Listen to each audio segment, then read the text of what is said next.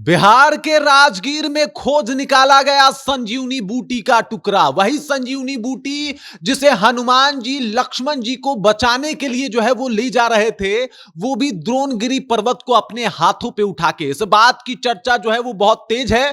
पुरातत्व और डिस्कवरी विभाग ने इसे ढूंढ निकाला है और जब आपको बताऊंगा कि किस तरीके से रामायण काल का ये पर्वत अब बिहार में मिला है, बिहार के राजगीर में मिला है, तो आप भी रामायण पे, राम पे और साथ ही साथ इस संजीवनी बूटी के ऊपर भरोसा करने लगिएगा। पूरी जानकारी क्या है इसके ऊपर आते हैं, लेकिन इससे पहले मेरा परिचय जान लीजिए। मेरा नाम है रजत और आप जनता जंक्शन देख रहे हैं। रामायण धारावाहिक सीरियल आपने देखा होगा, जहां पे आपने देखा था कि रावण का बड़ा पुत्र मेघनाथ ने जब वीर घातनी शक्ति जो बाण है वो लक्ष्मण के ऊपर मारा था, तो वो मूर्छे में आ गए थे। और उसके बाद सुषेण वैद्य, जो कि एक बहुत ही प्रभावशाली वैद्य थे, उन्होंने कहा था कि द्रोणगिरी पर्वत पे एक बूटी पाई जाती है जिसका नाम है मृत संजीवनी बूटी। अगर रातों रात वो कोई बूटी लाके दे दे तो लक्ष्मण के प्राण को बचाए जा सकते हैं। और तब हनुमान जी ने जिम्मा जो है अपने ऊपर उठाया था और वो उसी रात को निकल पड़े थे द्रोणगिरी पर्वत के ऊपर। ये है द्रोणगिरी पर्वत की तस्वीर, आप अभी भी देख सकते हैं।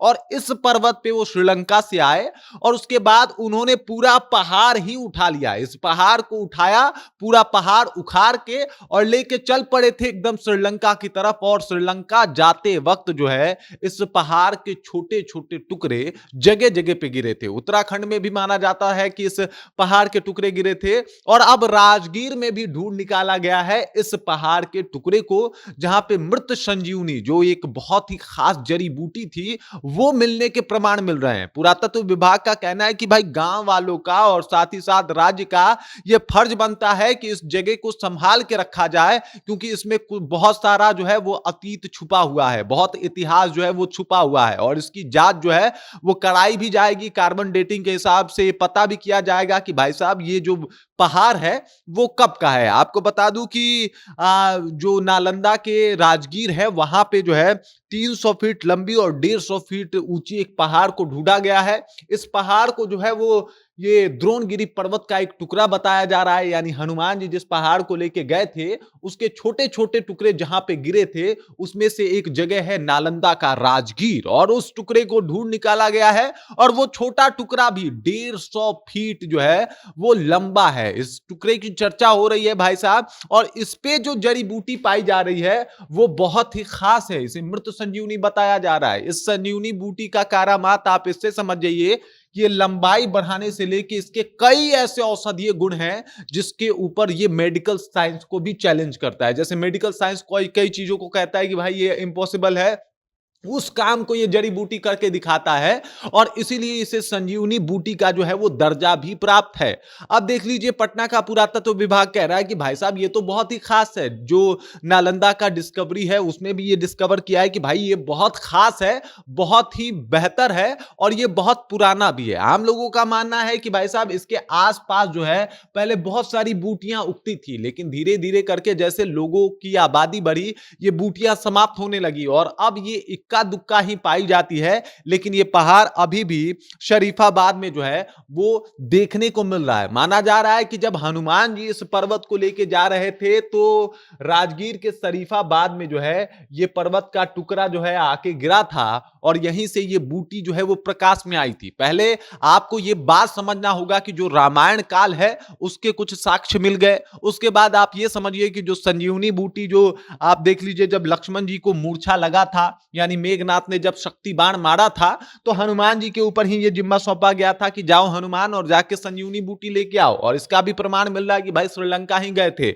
इसके बाद एक टुकड़ा जो है वो उत्तराखंड में भी ढूंढ के निकाला गया है और उत्तराखंड के लोग का भी यही कहना है कि इसके आसपास पहले बहुत जड़ी बूटियां हुआ करती थी, लेकिन अब जो है उस तरीके की जड़ी बूटी नहीं मिलती। और अभी देख लीजिए हमारे बिहार के नालंदा जिले में राजगीर में एक जो जगह है जिसका नाम है शरीफाबाद, वहां पे ये बूटी जो है वो पाया गया है। इसकी चर्चा जो है पूरे भारतवर्ष में हो रही है। रामायण काल के प्रमाण देखे जा रहे हैं, कार्बन डेटिंग से इसकी जांच जो है वो कराई जाने की बात चल रही है, क्योंकि ये पहाड़ बहुत पुराना बताया जा रहा है। वैसे भी राम का काल जो है वो त्रेता युग बताया जाता है।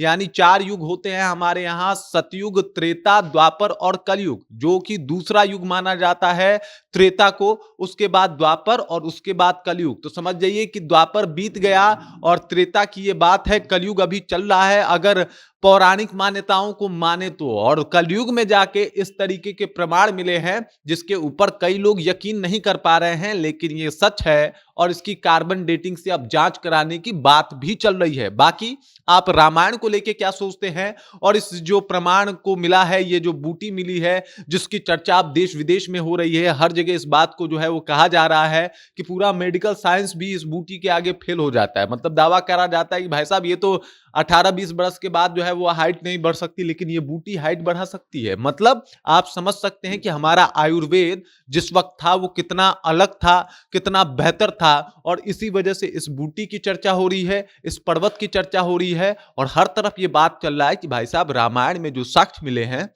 वो बिल्कुल ठीक है। बाकी इस खबर, इस जानकारी को लेके, रामायण को लेके आप क्या सोचते हैं, आपके जहन में क्या कुछ चल रहा है, कृपया कमेंट कीजिए और अपना विचार हम तक पहुंचा दीजिए। बाकी आप देख रहे हैं जनता जंक्शन और मेरा नाम रजत है।